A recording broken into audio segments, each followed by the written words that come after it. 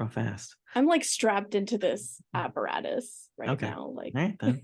All right. My legs are trapped. Hello. Hi. How are you today? Very good. Fantastic. Very good. My mom is visiting me. She's across from the other side measuring curtains. Very nice. That's fantastic. Well, Maya, is wonderful to have you on the show. I'm Will Wallace, and these are my fantastic co-hosts, Kate and Calissa. Nice to meet you. Hi. Hi, Will. So we are very excited to talk to you. We've been talking about season 4 for a while, and because we just finished or we're wrapping up season 3 right now, and so we're starting on season 4, and we're like, we got to your episode in season 3, and I think I don't remember, it was probably me because I have the worst memory of everyone. It's like, I can't wait to see her again, and they're like, you mean next year? Yeah. It's like, I was like, oh, that's right. All this stuff I'm thinking about is the next season right away. So, but we are now jumping into that, and we are so excited to talk to you today. Yay, I'm excited as well. Fantastic. Well, I know you've got we only have a little bit of time with you, so let's just jump right in. I'm ready. Give it to me. Fantastic. So how did you get into acting? So I was born into, I kind of had no choice. No, I'm kidding. I did have a choice. I was born into a family that was like a very artistic, theatrical family. So my dad ran an acting school and then later on opened a theater. So he is the artistic director of a theater. And then my mom was an actress, primarily a stage actress. And then we were born, me and my 2 sisters, and she still acted, but started teaching drama as well. So both my parents are in the business. So I was introduced to it very early on, just to the world, like going to see my parents' shows, or I knew what it was to be an actor. What is theater? I knew the people on TV are actors and all of that stuff. Some people don't know. Some people don't know until a very late age. So then when I was 12, my dad got a call because he was kind of in the business. He got a call from a casting director asking him to refer some people to her. There were adult actors. And then she just like by the way, said, by the way, I'm also looking for like a child actor, about a girl about 12 years old.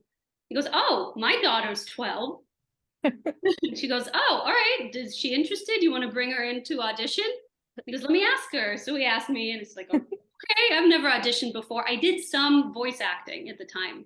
I did dubbing. So from English to Hebrew, or from whatever language it was to Hebrew. Oh, interesting. So cool. Yeah. And yeah, I did. I think my biggest one was Roly Poly Oly, which is like for little toddlers.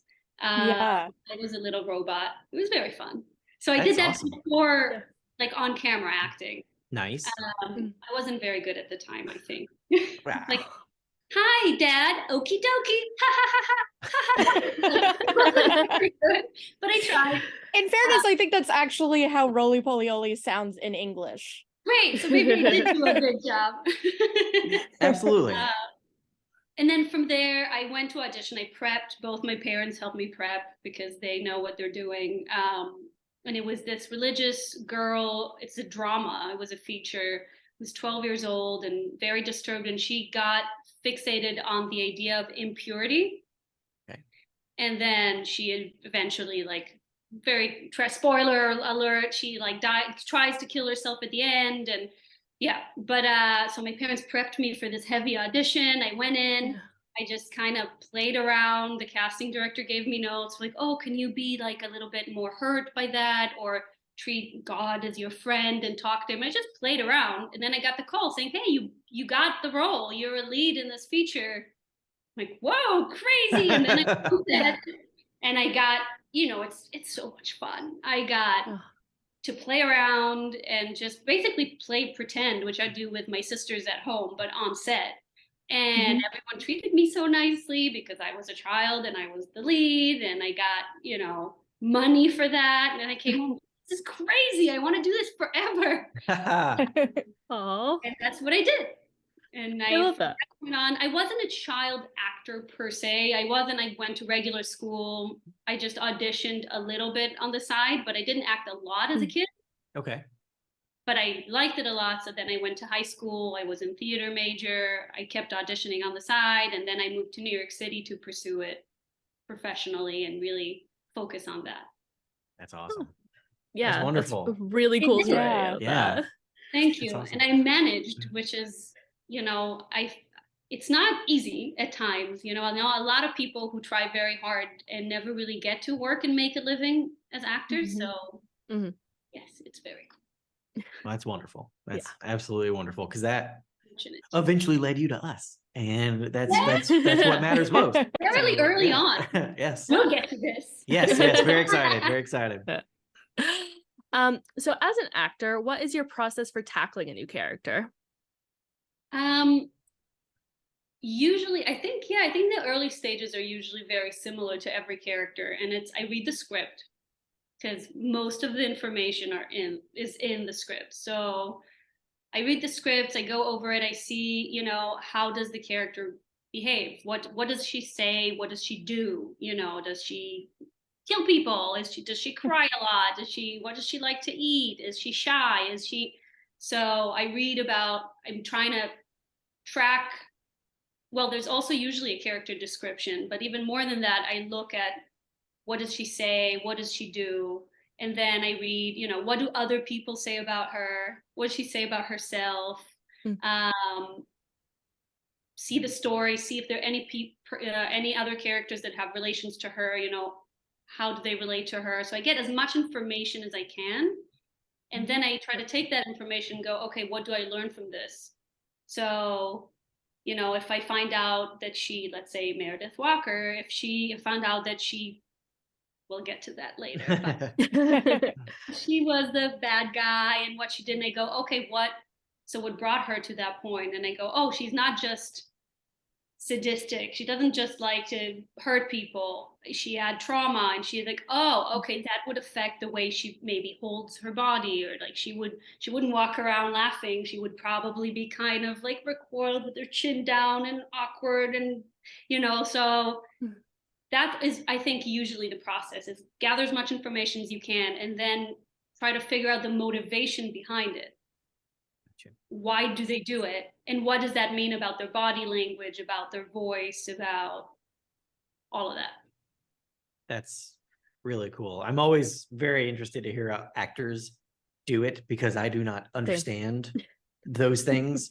So it's just so interesting to like, I actually very quickly I fell down this whole YouTube hole of watching videos of like Ian McKellen and Patrick Stewart talking about their process and stuff like that. I'm like, this is fascinating. Like, I just, I'm just like, I don't know, there's words on a page. You say them.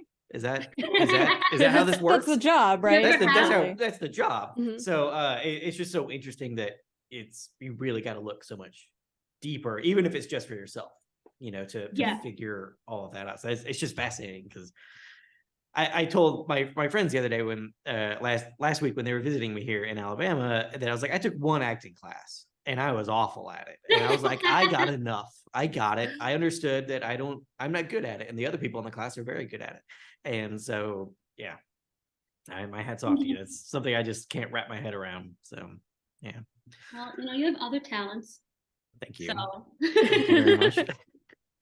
I liked what you said about how those observations translate into body language and voice. And I've heard it said that acting is both a craft and an art. The craft is interpreting the text and making observations about the character, and then translating those observations into observable behaviors. And then the art is concealing the craft.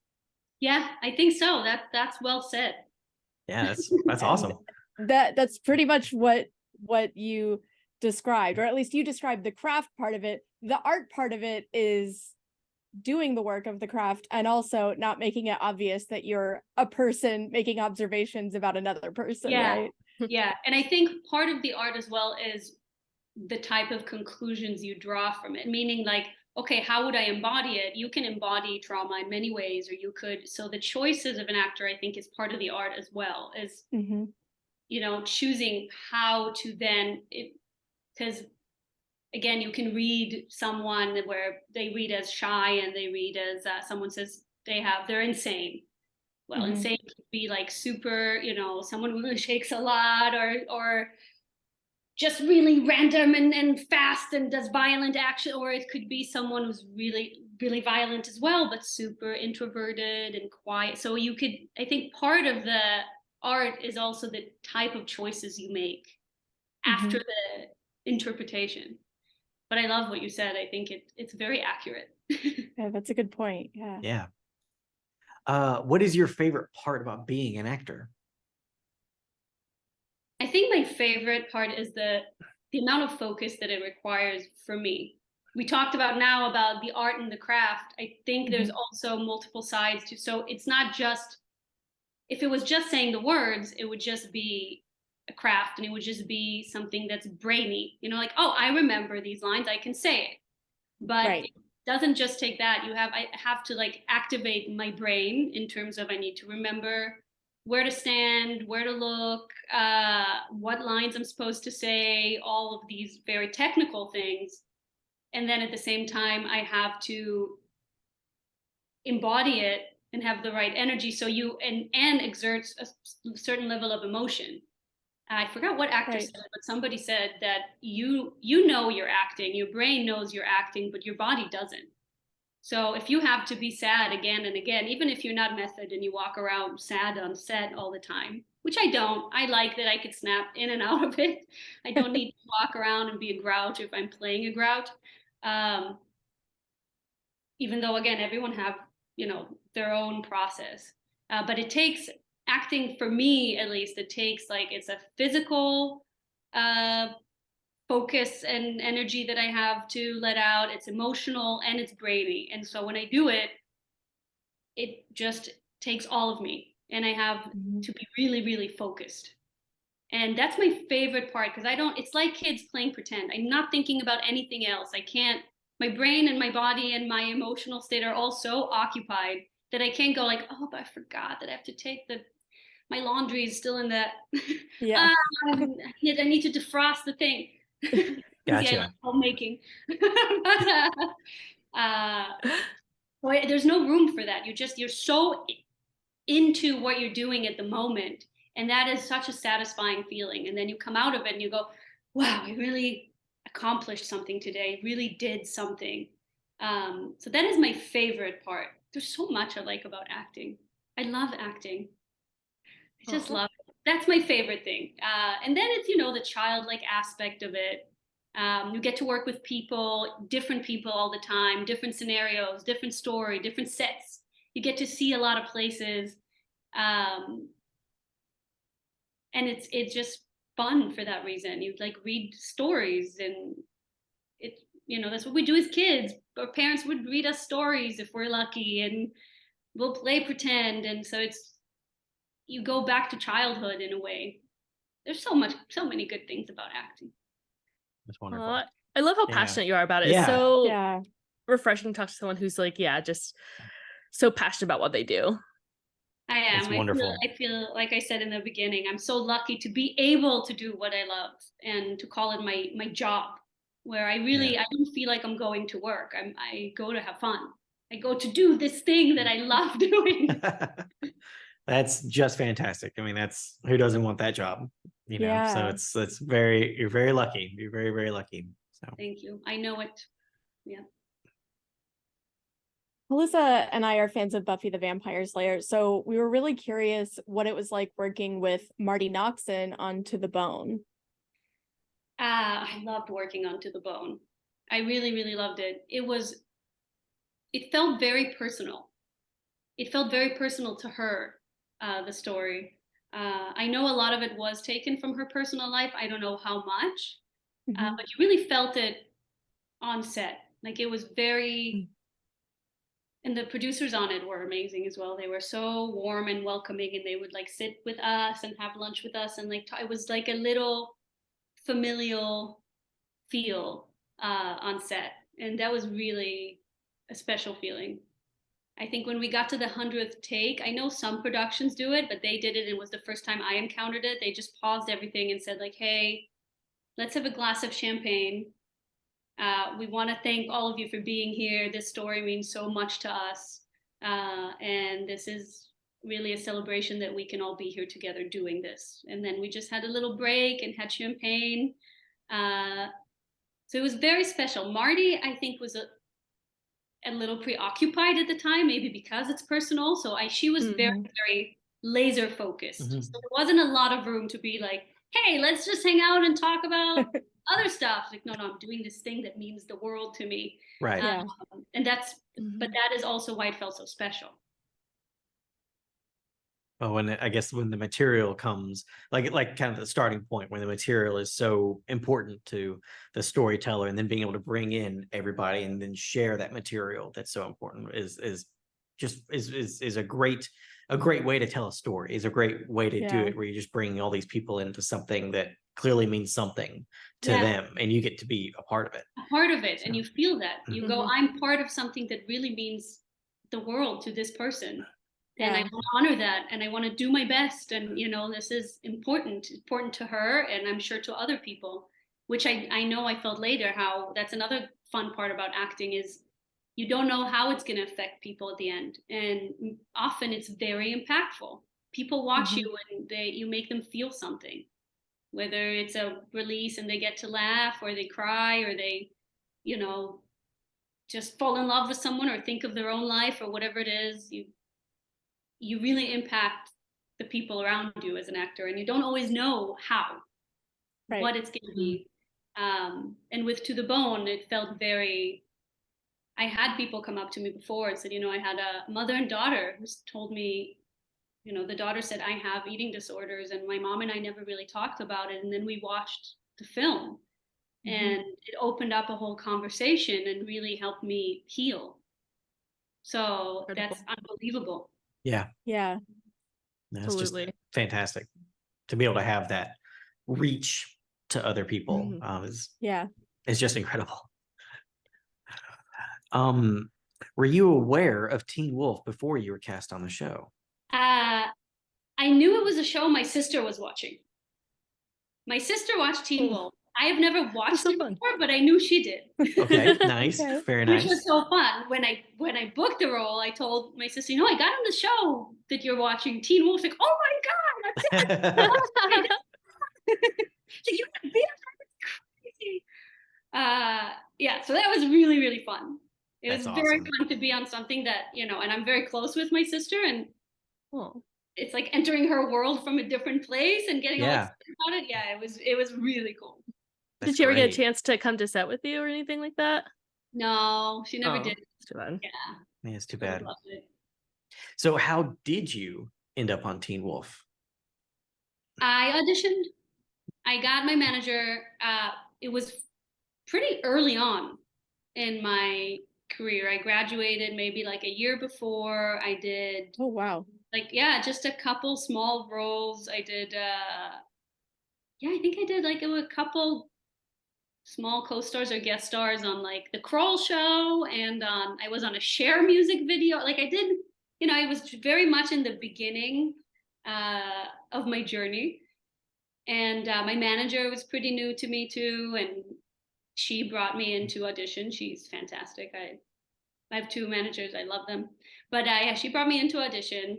I prepped with my husband, was my boyfriend at the time.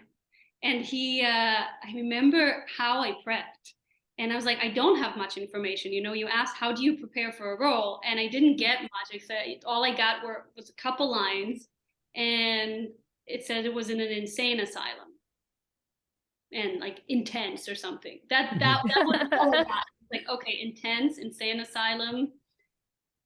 Okay, what do I do? And so I tried different things, and then I remember, I think the line was, but give me the story, the whole story. And I'm like, okay, I don't know what the story is. I don't know anything about this, but it said intense, and she's obviously not quite right.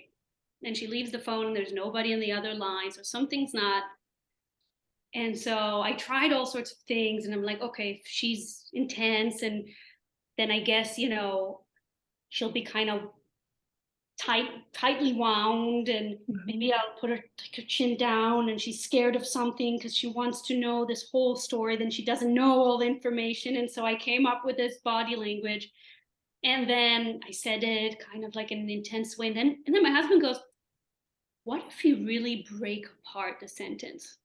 And I go, what do you mean? It's like, what if you take a break in between words? Because if she's not quite right in the head, maybe I'm like, interesting. And so I took odd, weird, long pauses in the middle of the sentence. Don't remember exactly how I did it, but it was something like, I want the story, the whole story. Took really long pauses like that. That's kind of cool. I liked it. It's weird. It's unusual. Yeah. It shows that there's a lot of tension. I love this. I'm going to do it. And then I went to the audition and I did it, and I booked it. And that's how I got to Teen Wolf. Fantastic. That's wonderful. That's wonderful. Mm-hmm. Your now husband has good instinct. Yes. Very good. Yes. This is a fan question. Meredith has some of the best dialogue of any supporting role. Do you have a favorite line of hers from the show? I think I have two. Okay. And what I love about Meredith is that she's very intense, and obviously she's been through a lot of crap. I don't know what I can say here. Can I say a lot of whatever shit? You want to say. You can say whatever you want to say on our show. We do. Okay. Okay, great. Yeah. So yeah, she's, obviously been through a lot of shit, and her life hasn't been easy, but she has so much humor about her. Generally the show does, which I love about Teen Wolf. It's so nice that it is suspense and horror, and there's so much violence and death and touchy, painful subject, but there's a lot of humor. And Meredith, I feel, really had a lot of it in her as a character. Those are my favorite moments of Meredith Walker. That's what made her, and that's thanks to the writers, but that's what made her, I think, so lovable and sympathetic. Is that she's funny. She's also funny. Mm-hmm. Yeah. And so I really like the line where we run into, whose house was that? But Isaac was there. It was Scott's house. It's Scott's house. I'm sure I know exactly what you're talking about, because that's one of my favorites. And we run in, and he says, "Oh well, she's my girlfriend." Styles says, "She's my girlfriend," and they go, "You're not my type." Yeah. He's my type. It's such a great. It's a good line. So good. Yeah. It's so good. Yeah, this one is definitely one of my favorites. I think maybe the favorite. The second one would be the scene with Lydia. It's in a later episode. Yes, when we sit at the sheriff's station, and she was like, "Okay, we're going to work with the phone again," because she answers the phone, and then she hands me the phone, and I look at her and I go, "It's not ringing." Why are you giving me a phone that's not working? That's my second favorite line. Those are my favorites. Those are good ones. Absolutely. Those are really good ones. Yeah. I love that one, the "you're not my type," because I feel like not only does she have humor, but she is aware of the assumptions that people make about her, which I think is very savvy. And I think we assume that people who have a lot of trauma and struggles, that they don't know how other people see them. And I think that she has some awareness of that at least. And so it's kind of like Styles assumes that she's going to go along with it. His assumption is she's really focused on the goal here, so she's going to just agree with whatever I say. So I'm going to go with it. And she's like, "No, I won't." I'm not into you. Don't assume I'm into you. I'm into him. Yeah. Wink. Like I love that dynamic. Him. Yeah. Like, it's not just like, "Oh no, you're not really my type," but right. This guy. Can we do something about this guy though? Yeah. He's kind of cute. I just want to put that out there in case I get a chance to shoot my shot later. Yeah, exactly. It's great. It's so good. Did you discuss the character of Meredith in depth with any of the writers, directors, or other actors? And did you have ideas about the character's backstory? So I had some ideas. Some ideas then had to change, I think, because I haven't really discussed it with anyone. It started, so when I booked the role, I think, I don't know, maybe the writers had a different plan at the time, but from what I understood, I was brought in for one episode. And that's how I came in, going like, okay, I got a deal for one episode, and and I did it, and I had no idea I'm gonna come back. And then I got I don't remember how much longer. I think was it the next episode? Don't even remember. But a little bit later on, I got a phone call saying, you know, they want to bring you back to Teen Wolf. Your character, like, okay, there's a more to your character. Well, first of all, I was ecstatic. It was super early on, also in my career, and it's like, oh my god, I love this character. This is crazy. And so I came in, and I think it was that episode already where I was waiting. They let me know a few days before filming. And I was like, okay, so I have a few days to prep. And I was waiting for the script, and I didn't get it for like 2 days. And then I said, okay, I'll send an email. I sent an email, and I haven't heard back. And then the filming day arrived. And I get to set, and I never got the script. And so I go to set, and they go, okay, here are my sides. Let me go over them so I can know what I'm supposed to say in the scene. And I get to the set, and the director goes, well, you know, so you sit on the bed and you talk to him about, you know, the escape from Icon House, and they go like, oh, I escaped. He goes, yeah, you know what's happening here, right? I'm like, well, actually, I don't know, because I never got the script.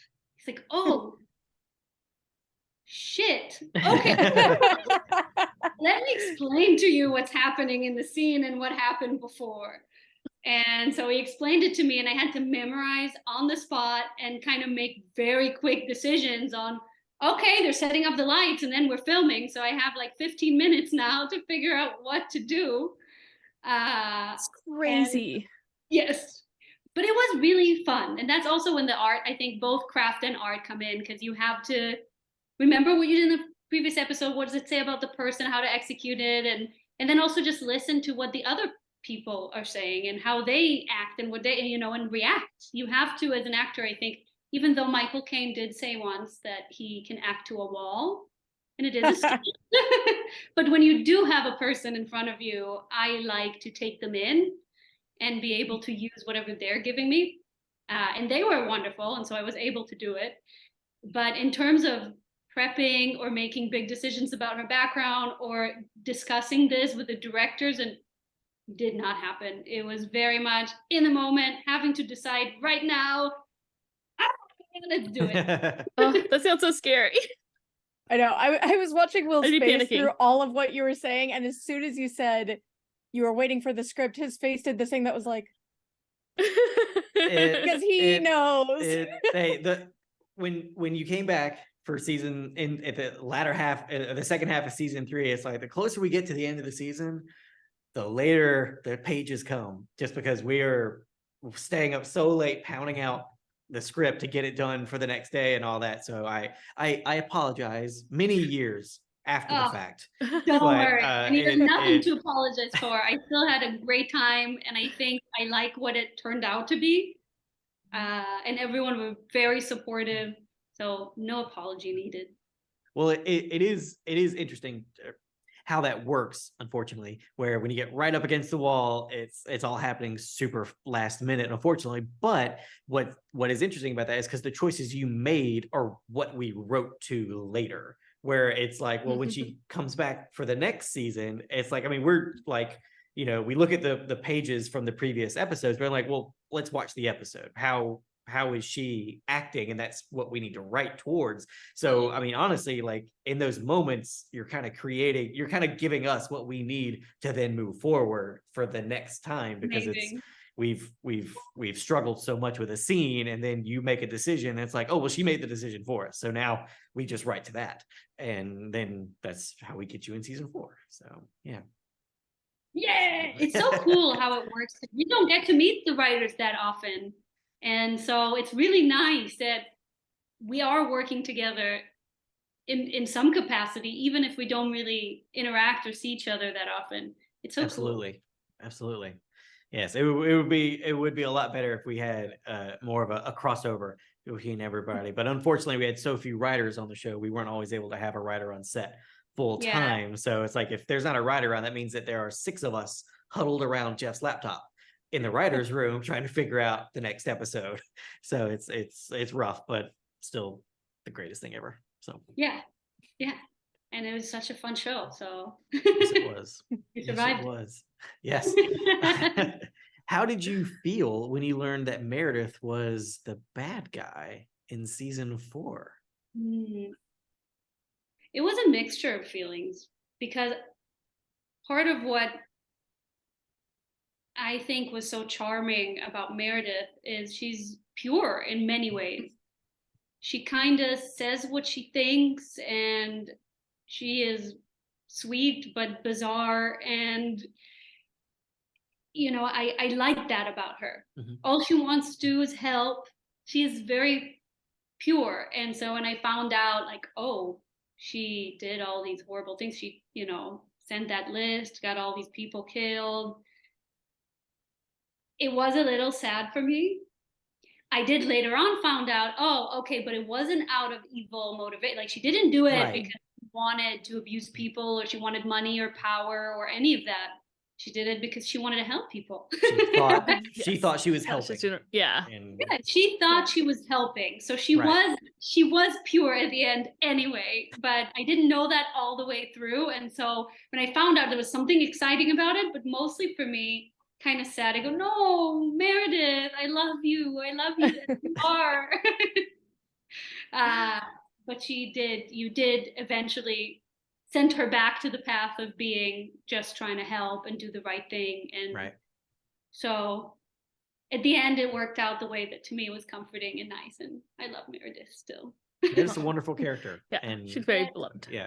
And it is interesting because we do have a lot of very bad villains Yes. on our show, but I don't think Meredith is a villain, No. because all the Yeah. villains are selfish in some way. Right. And she was like just this receiver of energy, and then she got Peter's energy, which is never good. And Yeah. and she's just like, there's so much pain, I can help with that.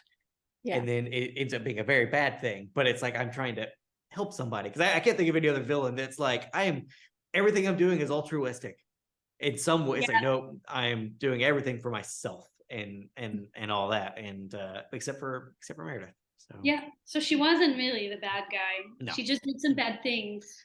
Right. absolutely. Yeah. Absolutely.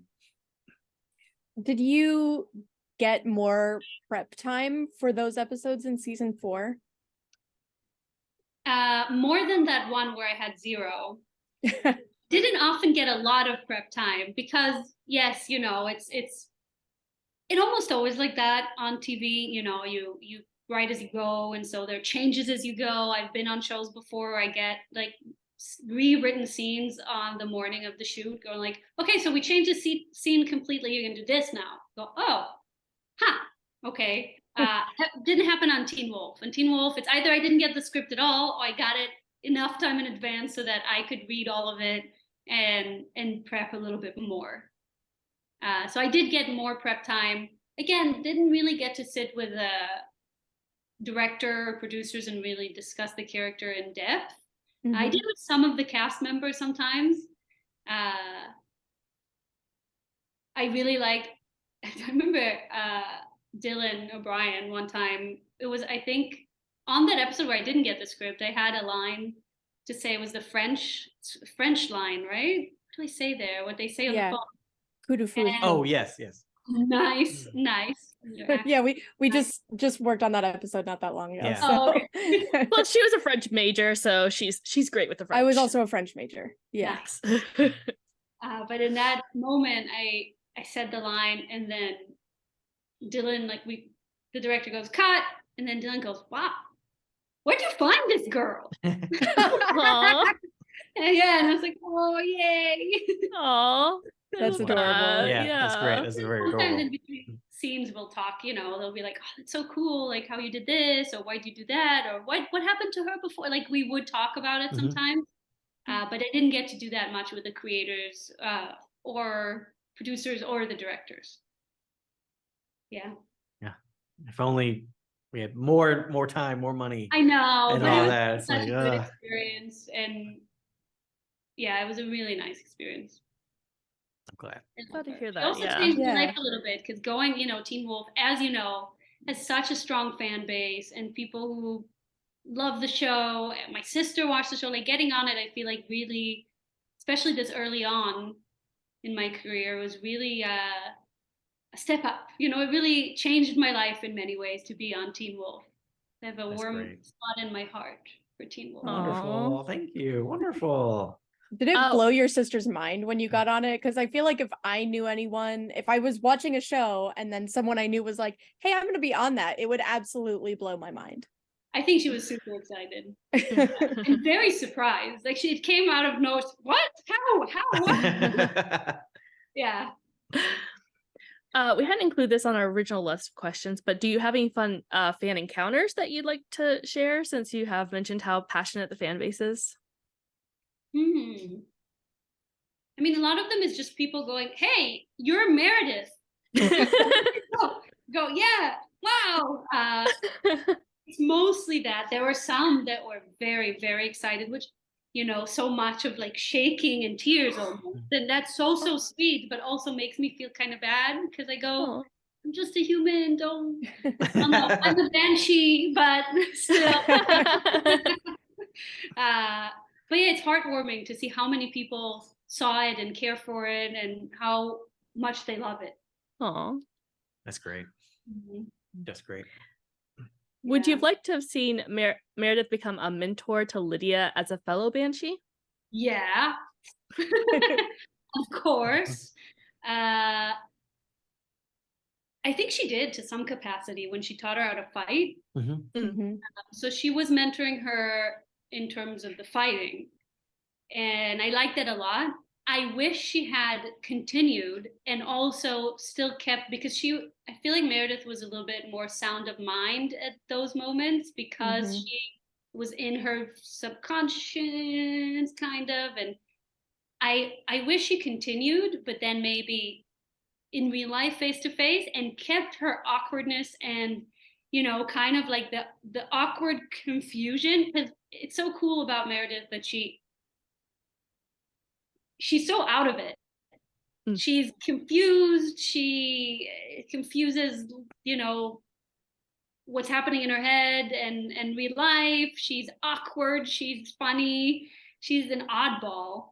And I wish she could continue being the mentor, but in real life while maintaining all of those, like somehow being like this, because she's in very high control of her abilities, her banshee abilities, but in very low control of everything else in her life. And so I that would be such a cool combination, to be a mentor that's like confused and weird and a little incoherent but then knows exactly what they're doing. Right. So Yeah. I definitely would have loved that. That's awesome. That is an interesting idea that she, because like we have, we only meet a very few banshees on the show. There's only 3, and Lydia, like, she kind of catches the voices when things are really bad. That's kind of when she's getting it. But like Meredith is just always on. It doesn't, she's getting it all the time. So it'd be very interesting if she had stayed on to be where it takes so much effort to block out what you're hearing, that's really all your energy goes to, and everything else is just kind of, well, you get what you get with Meredith. And that would have been a lot of fun. That would really I think so. And like for Lydia, frustrating but funny at this, because like I'm trying to get this thing from you and I'm getting something, but what the fuck are you saying? Yes. Yeah, I would have loved that. That would have been great. Want to be a mentor. Oh, that would have been so fun. Now I'm sad. Me too. No, there are a lot of other fun stuff. Don't be sad. There is a lot of other fun stuff, but now I'm picturing like Meredith becoming one of the gang and she's working with Lydia one-on-one. And then they'll be with the gang and Meredith will say something really confusing, and then Lydia will just be like, she means this, and they're all looking at her and she's just like, eventually you just start to get it, Yeah. Right. Yeah. you know, Yeah, like exactly. translating. That Mhm. would have been so fun. Yeah, it would have. Absolutely. Do you have any fun memories from the Teen Wolf set that you'd like to share? Well, one is the one I mentioned where Dylan O'Brien said, "Where do you find this girl?" I mean, at the time. Yeah.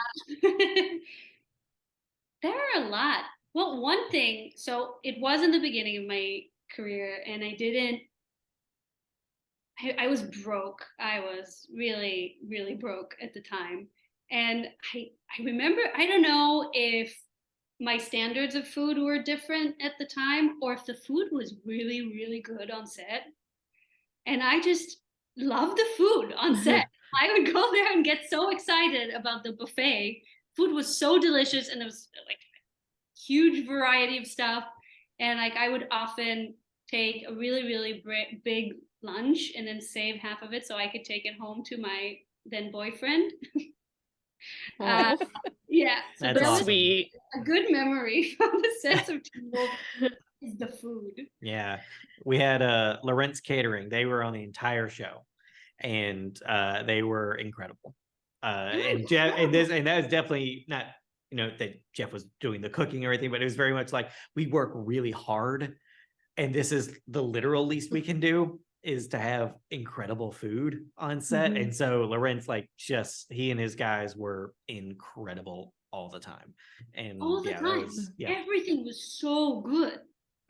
Yeah, I think there was once that Will brought us like plates after, like did. there was a ton of Yeah. leftovers. He was like, "Here," because we were Well, poor in Also, we LA. were really broke. Yeah, Yeah. it was second meal. So- We went so late, we hit second meal, but we wrapped like right at second meal, unfortunately. So it's like they made a ton of food, and people took it. Like I took a lot home because it's like, well, it's like 10 o'clock at night, and I gotta eat, and all that. But then there was so much left. I was just like, can I just have and they're like, take it, and I was like, just Yeah. taking up all I mean, these it goes trays to the trash if of food. Yeah, Yeah, I it have just, some broke friends who will really enjoy this. Yes, I need to drive to Koreatown right now and give this to my friends.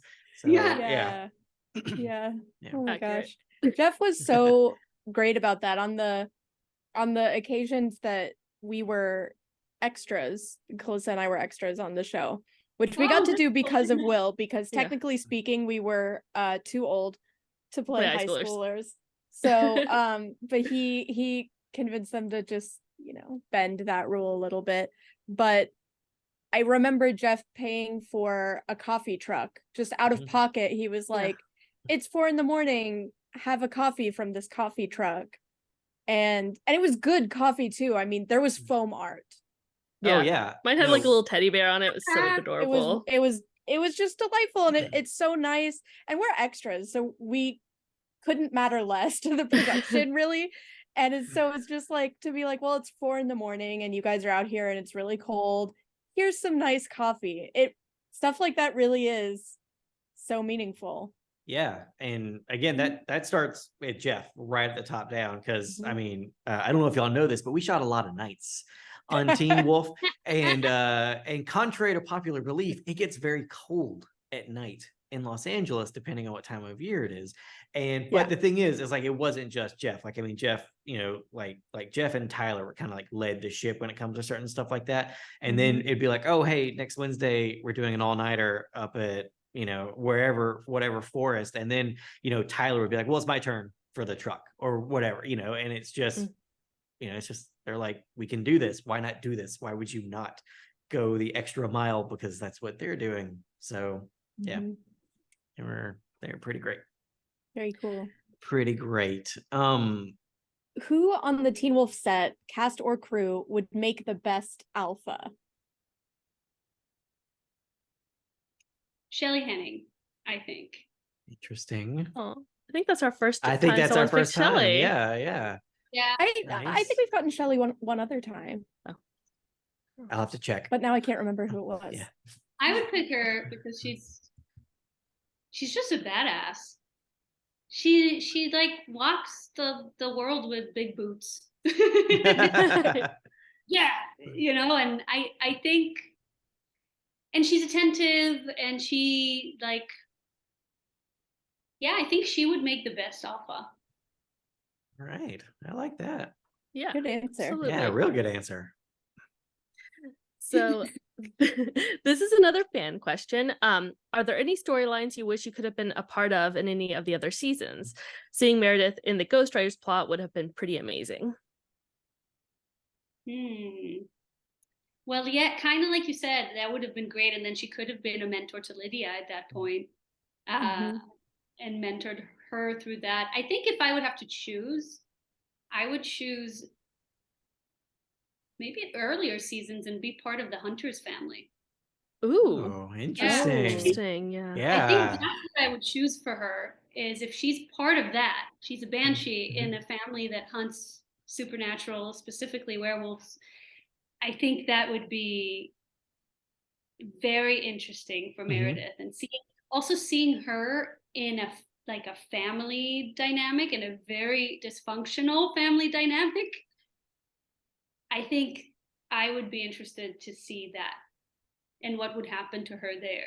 Yeah, now I'm That- obsessed with that. I want to see that Yeah, spin-off. that's Yeah. that's Like fun. That a would be banshee really in a hunter interesting. family. Oh my god. Yeah, Yeah. no, that's the dichotomy of it is so much. There's so much drama that you can play There's with so there. much That- drama. yeah, that'd be And, wonderful. you know, she could still be hospitalized and all of that and end up where she is, Mhm. but be part of somehow that maybe she was cast out of it, or maybe, you know, because there's so much pride in that, and the family, like there's the feelings of pride and the honor of the family and this, and if she's so dysfunctional, just very interesting to see what it would have been. Absolutely. Absolutely. Yeah. Yeah. Plus, I that mean, would make the benefactor storyline kind of a full circle moment. Yeah, In a because way. she did go Yeah. after the supernaturals at that point. That's right. So that would have kind of be a beginning to that, if she just accepts everything Peter puts into her head and goes, yeah, he's right, I need to help him. Mhm. They're dangerous. Yeah, no, that Yeah. that would have been awesome. Mhm. Absolutely. So that's what I would have liked.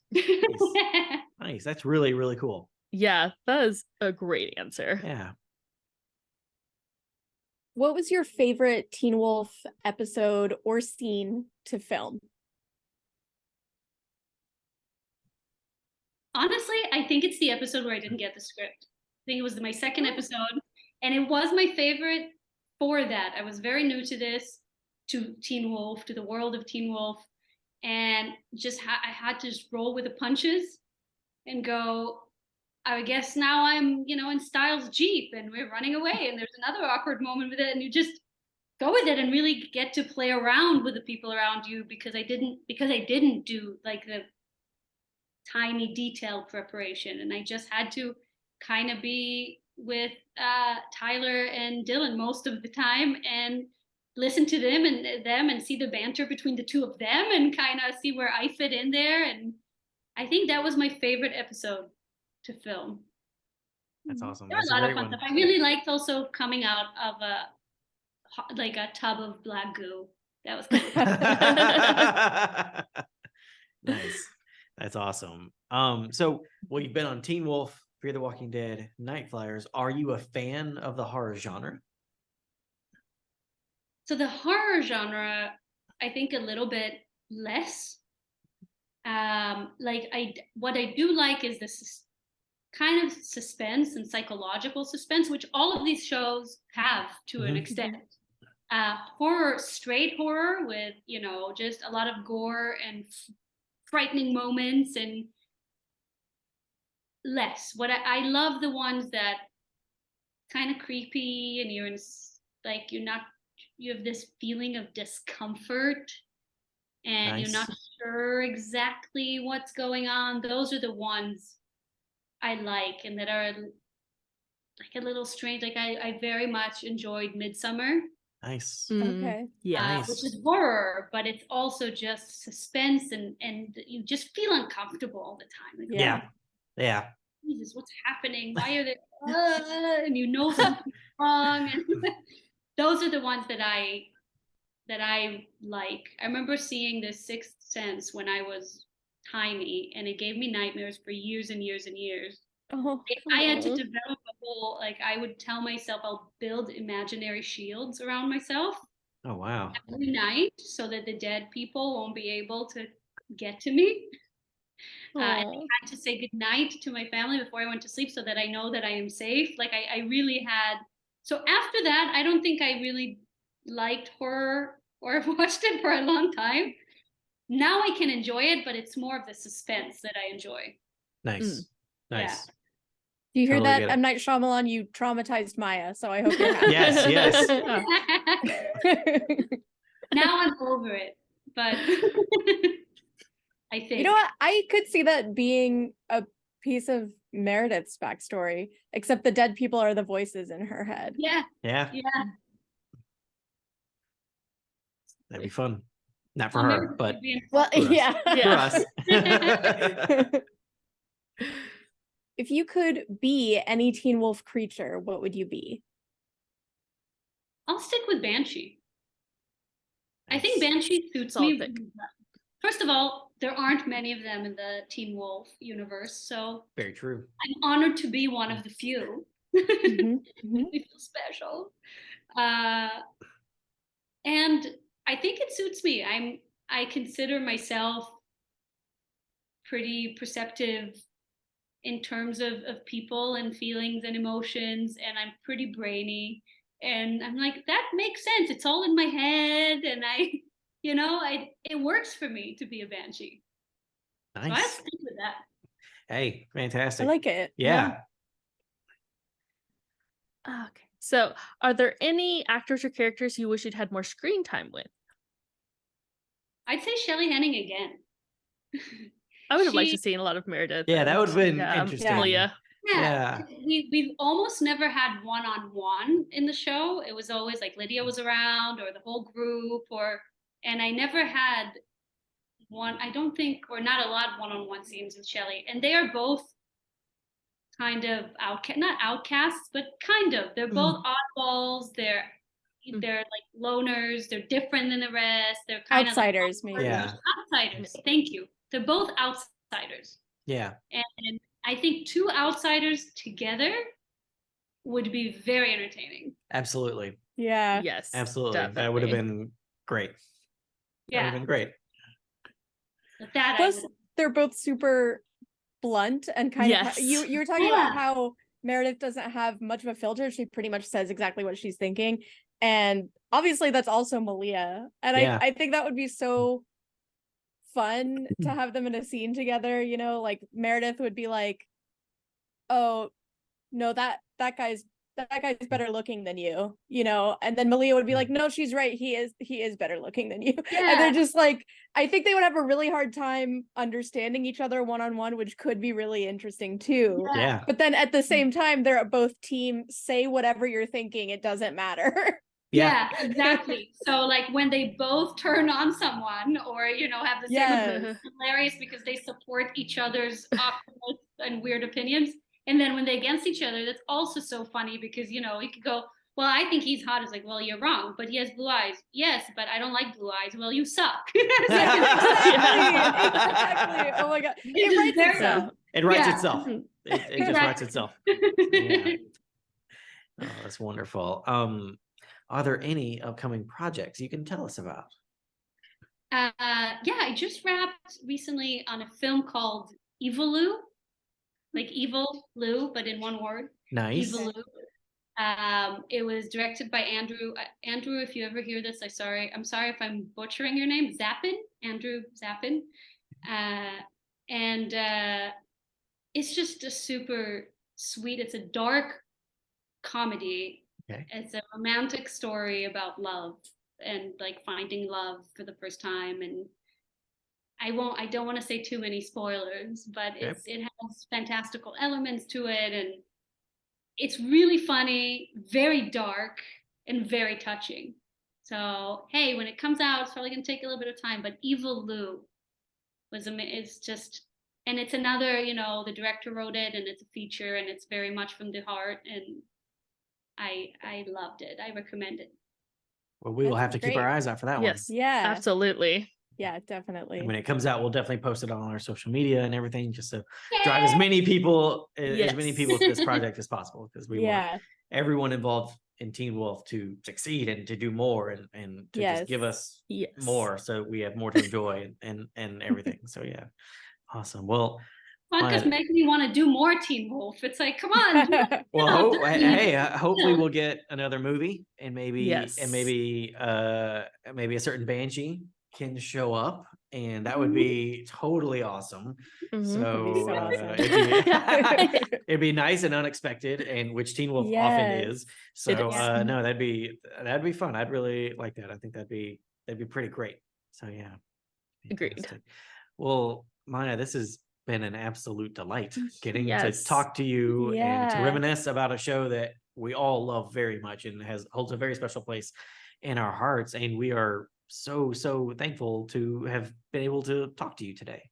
So Yes. thank you. I feel the same. Thank you for having me. This was great. It was so Awesome. much fun. Yes, Yeah, no, it's been a absolutely. blast. And the It's been so pleasure is lovely, meeting Yes. you and talking to you. quite wonderful. Yay. Quite wonderful. Well, we hope you have a wonderful rest of your day and get to spend time with your mom who's visiting. And we will be talking to you soon, okay? Wonderful, wonderful. Enjoy the rest of your day. Thank you. Thanks, You too. you too. Thank you all for your good work. Yes, thank you. You. Bye. Bye-bye. Bye. That was a really good She's interview. lovely. Yeah. Yeah, that was a great Delightful. interview. So delightful. I wanted to ask her about Keanu Reeves, but then we were talking about people coming up to her talking about eating disorders, so it wasn't a good transition. I feel like to be Oh, like, wait, so Keanu Keanu Reeves. Keanu Reeves. Aw. We had extra time though.